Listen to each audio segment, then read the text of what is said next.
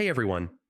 In this walkthrough, I'm going to show you how to use mind map inside ClickUp in the updated 2026 layout. It's great for planning, brainstorming, or mapping out goals. So, yeah, let's jump right in. First, pick the space where your mind map will live. You can use an existing space or create a new one.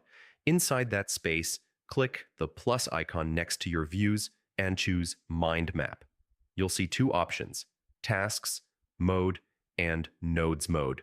Tasks mode turns nodes into real tasks. Nodes mode is free form for brainstorming. Most people start in nodes mode and switch when they're ready to take action.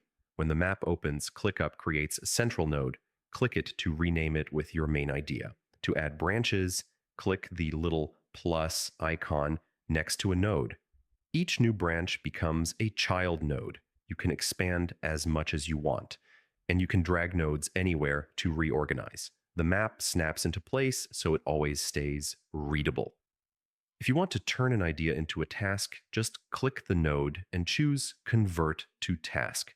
Then you can assign it or add due dates like any normal task. You can also color code nodes or filter by assignee priority or status to keep big maps clean. And if you want to share your mind map, just copy the link or share the view with your team.